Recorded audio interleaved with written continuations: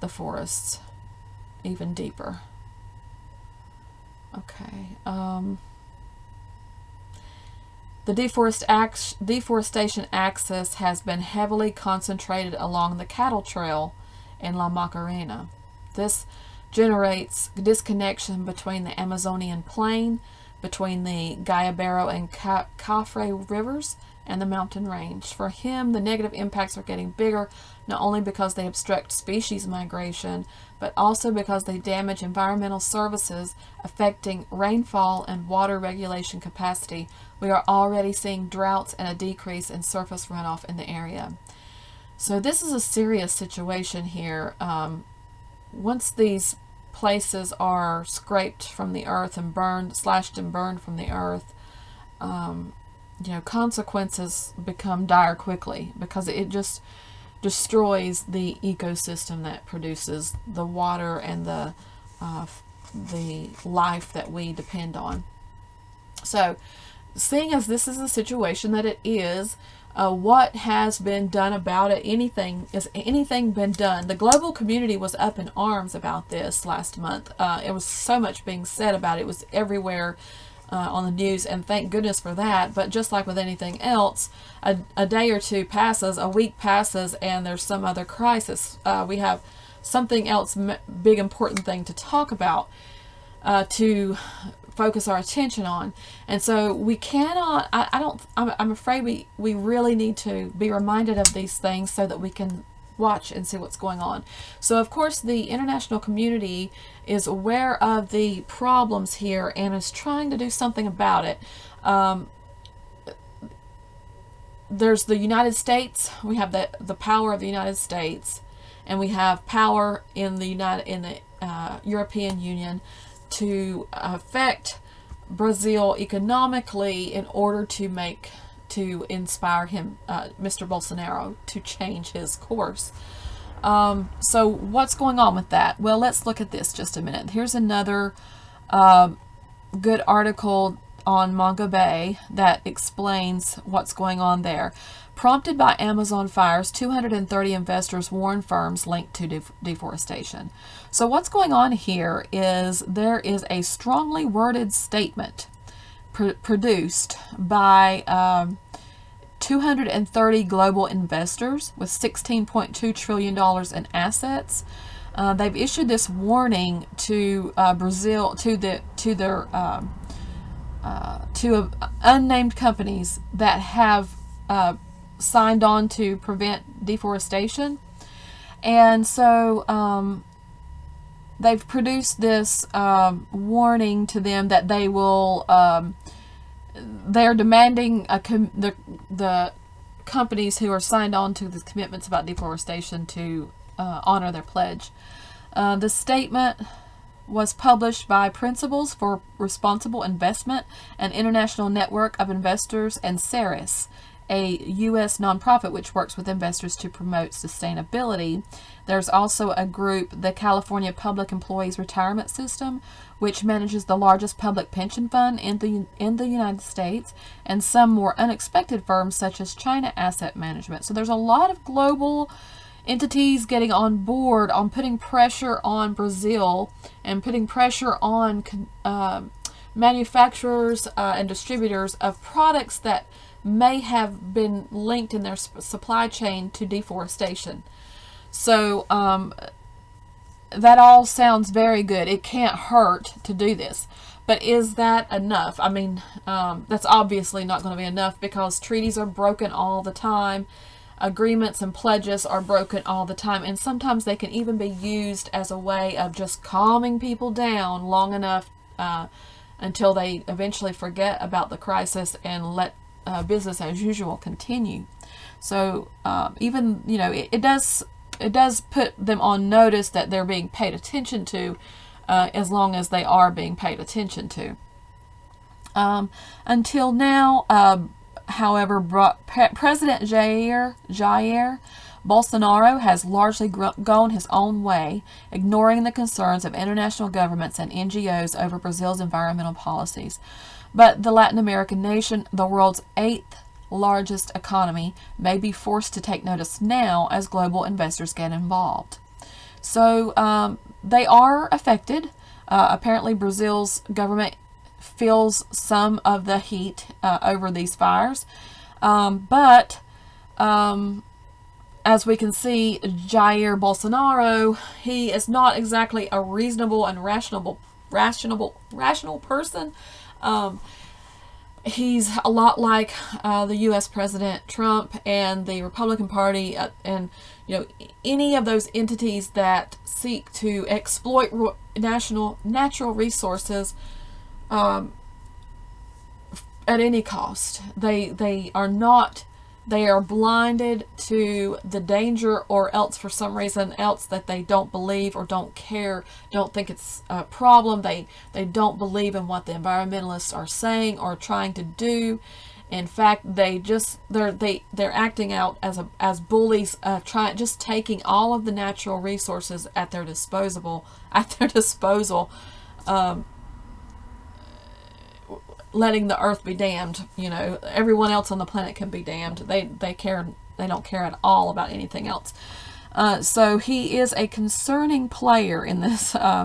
He's a major problem, and it's insane to consider. It's amazing that the whole world depends on this forest, and there's basically one man on this planet who has the power to deprive us all of our forest, or rather,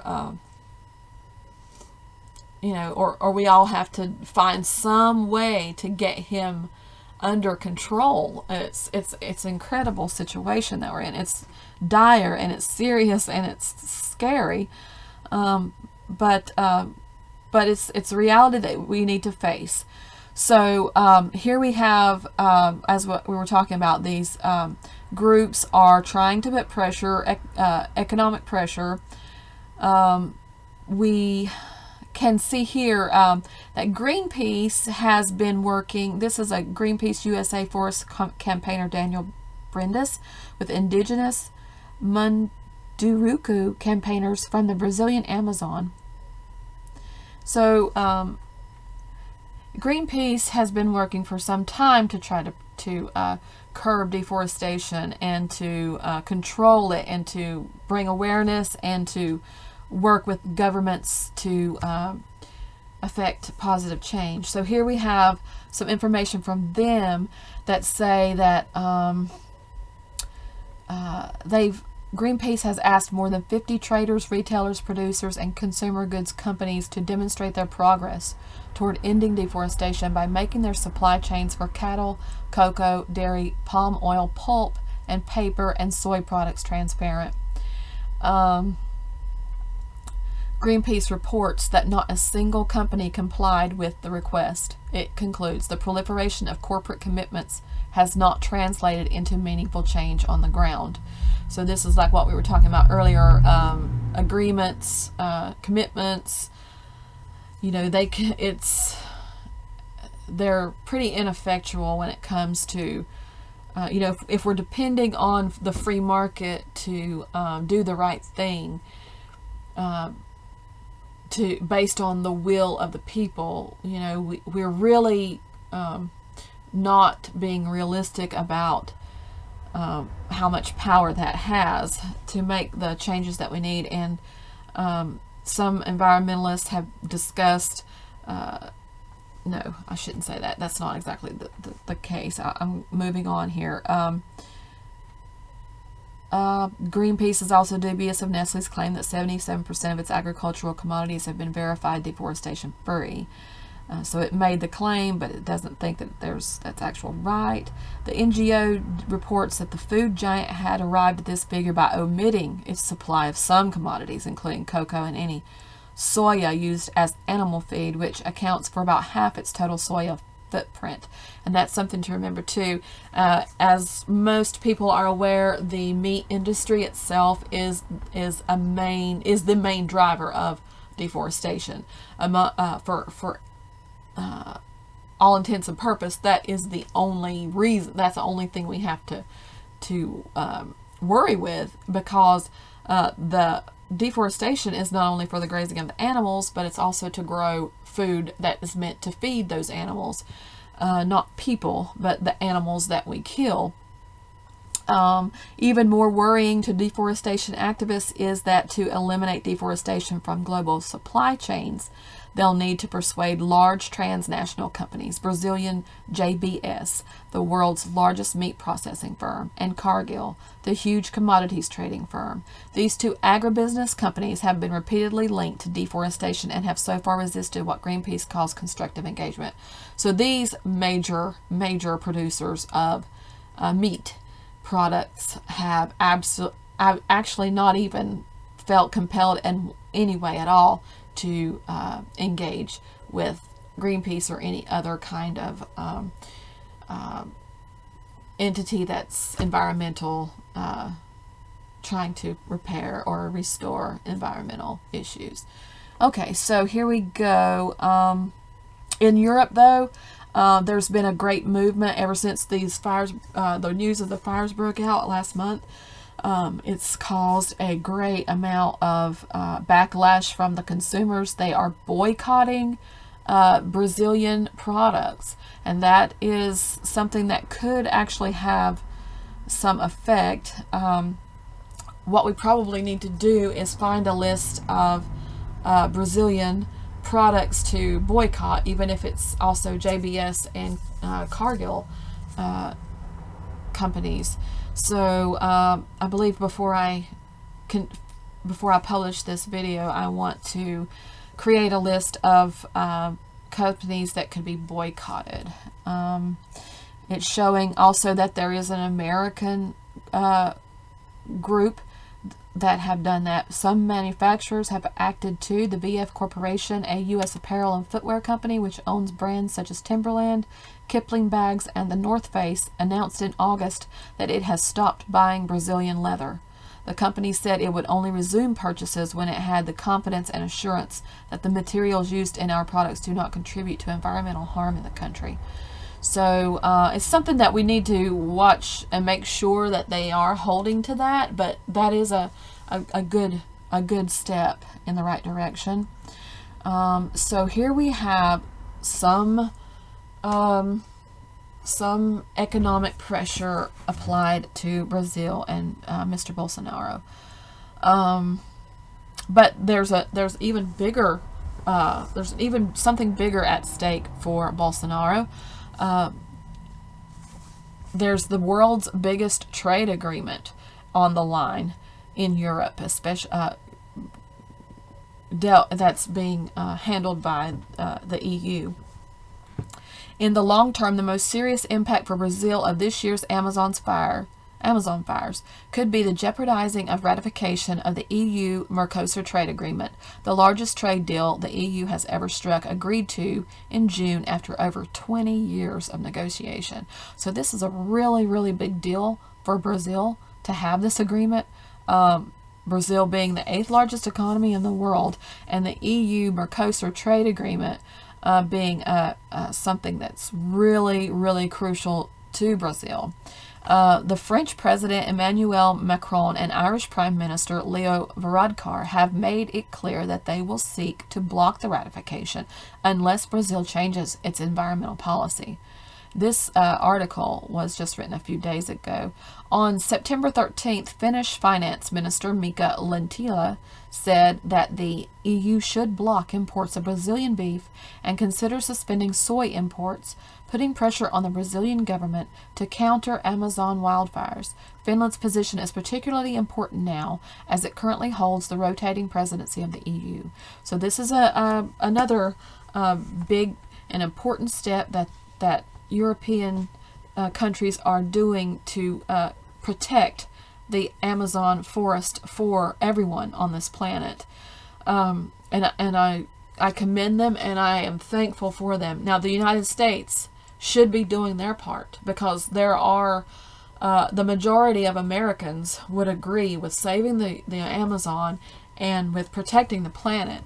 However, the political powers who the political party who has the power now to do anything is actually on Bolsonaro's side, and that is the Trump administration, the Republican Party, who, just like Bolsonaro, are willing to sacrifice all of our future life, future livelihoods, the ability of the planet itself to sustain life. They're willing to sacrifice the future of the generations to come, their future, and their ability to appreciate nature and to even live without added conflict and added disasters to deal with. The Republican Party and the Bolsonaros of the world are willing to throw all that away for the short-term economic gain of whoever is so inclined to take it, or is powerful enough to take it. So with everything that Europe is doing, with everything that American companies and Chinese companies, everything that we're trying to do, to boycott, to do everything, will it be enough? Well, if Bolsonaro has help from the most powerful country in the world, in which they do, then perhaps he can not worry about what the EU does with his agreement, or any other company, because what he has actually done is found someone in the world, in the United States, to support his irrational agenda. So that's what the next article is going to show us. Let's see where it is. So here we are going to see the Bolsonaro-Trump alliance. The U.S. Secretary of State Michael Pompeo meets with Brazil Foreign Minister Ernesto Araujo on September 13th of 2019. And this meeting is obviously timed with the uproar, global uproar, and the global threats of economic disaster for Bolsonaro if he doesn't start protecting the forest. So they reach out to their partners in crime here, the American leadership. Of particular concern to environmentalists was the September 13th meeting between Ernesto Araujo, I don't know the name exactly, Brazil's current foreign minister, and U.S. Secretary of State Mike Pompeo. At that gathering, the Bolsonaro and Trump administrations pledged to promote private sector sustainable development in the Amazon and committed to a U.S. $100 million biodiversity conservation fund. Though no agreement details were offered, conservationists express worry at the use of the term development in connection with the world's greatest rainforest. So apparently what's going on here, we'll see also that Minister Araujo, who almost immediately upon his appointment abolished the office dealing with climate change within his ministry in Brazil, firmly stated at the September event held at Washington, D.C.'s Heritage Foundation that there is no climate change catastrophe. The Heritage Foundation is a right-wing think tank who has always produced this kind of talking points, propaganda to cover up the agenda of those who are exploiting the rainforest, or exploiting any of the planet's resources. They created this commitment promoting private sector sustainable development. They're calling this a $100 million biodiversity conservation fund. So what they're $100 million. So they're basically what it looks like is going on here is Bolsonaro's government has reached out to the Trump administration to get cover for the losses, economic losses of what they've done from the global community. And instead, the Trump administration is going to support Bolsonaro by giving that government $100 million and calling it a biodiversity conservation fund. But they've made the argument the irrational and right-wing argument that the only way to save the Amazon forest is to develop it, to get in there, build roads, slash forests, create economic development there. This is already what Bolsonaro was trying to do in the first place by telling his people to do that, to just go in and slash and burn, take what you want, clear the forest, turn the trees into cash, have more livestock, everything. We're going all out for the Amazon forest because it belongs to us. That's their view. Some of the Brazilian people who are supporting Bolsonaro, their view is simply that the forest belongs to Brazil, and the forest, Brazil can do what it wishes with the forest, and they apparently wish for cashing it in, destroying it and cashing it in. So they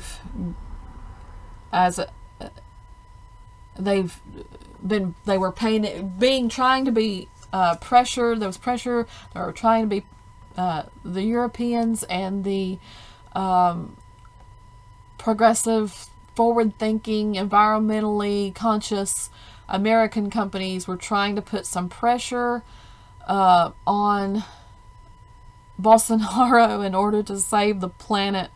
And Bolsonaro reaches out to the most powerful man in the world, Trump, who thinks like he does. And so there we go. So what's going to happen? Well, for one thing, the Paris Agreement, Brazil had been a relatively socially conscious, environmentally conscious country prior to Bolsonaro's beginning his administration, and they had signed on to the Paris Agreement, and they had promised to reduce a certain amount of emissions, but since the fires have increased so much, the article goes on to explain that it's almost impossible for them to meet their agreement because of the forest that's already been destroyed since that time. So the situation there is definitely not over. It's definitely not something we can just forget about and let everything work itself out. I mean, what else can we do in a way? But it's still a big deal. And if we could take away his American support, Bolsonaro's support from Trump, if that were to disappear, and if we got an administration in that would reverse that disastrous collaboration there, then we might have a chance in adding in a progressive leadership in America that could do more. I think too, at the crux of this problem here is there are Brazilians and other nationalities that are reaching out and trying to take. They're just doing the same thing that Americans did when they came here, when they came to this continent in the first place. They slashed and burned and destroyed, and they wiped out species, they wiped out forests, and they did this for economic reasons and for basic human satisfaction at the time, short-sightedness. Eventually things got to the brink, and environmentalists and conservationists stepped in and put a stop to some things that had happened for a while. But here we are in this reality of there's other places all over the world that as their standard of living goes up, as their technologies and abilities to encroach improve over time, we're always going to have to find ways to suppress that, even though they feel they have a right to do it. Brazilians feel they have a right to take advantage of their resource, which is the Amazonian forest. But the whole world depends on it. So, in my view,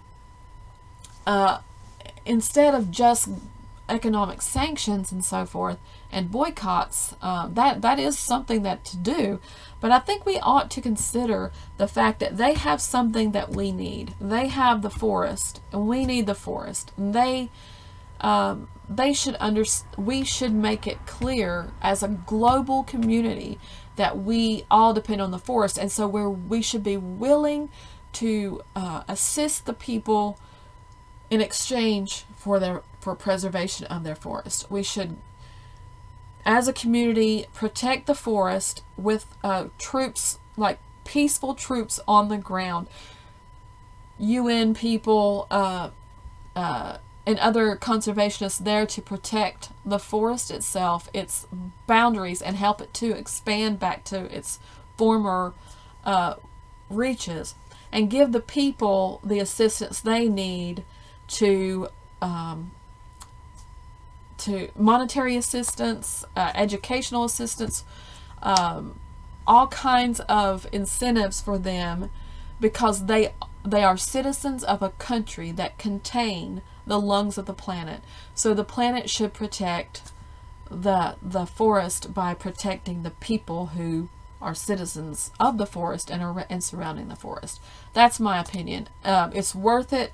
It would be so worth it to have a to keep the Bolsonaros of the world from rising up in those precious places. We should all recognize that we depend on that forest, and that forest doesn't really belong to us. It doesn't really belong to Brazilians either, in the sense that the planet itself doesn't belong to any one group, but as citizens of that resource, that contain that resource in their nation, it seems logical that we would protect the interests of the people in some other way, so that we all can maintain balance on the planet. And so that's just my view. So there's your update here. We have another short article here. Because of the fires, remember, the fires aren't just destroying our lives in the future, but the lives right now of sentient, beautiful creatures who deserve to be here in their home, to be left to roam the forests as they always have. At least 500 jaguars lost their lives or habitat in Amazon fires. That's very sad. So we have, please just think about what's going on here. It's extremely important that we can see here that these colors, the pink and the orange, are colors that show areas where wildcat species exist, and the fires, how they've come in and destroyed parts of their habitat. And of course, whenever the fires break out, many animals, many innocent animals are burned, suffered, inhaled smoke. They're dying from the fire itself, as well as the aftermath of the fire and the aftermath of the destruction of their habitat. So we have, in addition to jaguars, Panthera has obtained reports and captured images of pumas and ocelots fleeing the fires, as well as of animals that burn to death, both small, slow-moving ones like turtles, tortoises, and caimans, and fast-moving ones like marsh deer and peccaries. Fires don't burn in a straight line, so many animals get trapped in circles of fire, and many others die of thirst and heat even before fire touches them. So, it's heartbreaking. Everything is heartbreaking, and, we're watching our planet being ravaged by a handful of greedy people, and it's a crime. It's the biggest crime that we've ever encountered as a species is this mass extinction that we are causing. We just need to wake up and realize that it's not just the animals who are suffering. We sooner or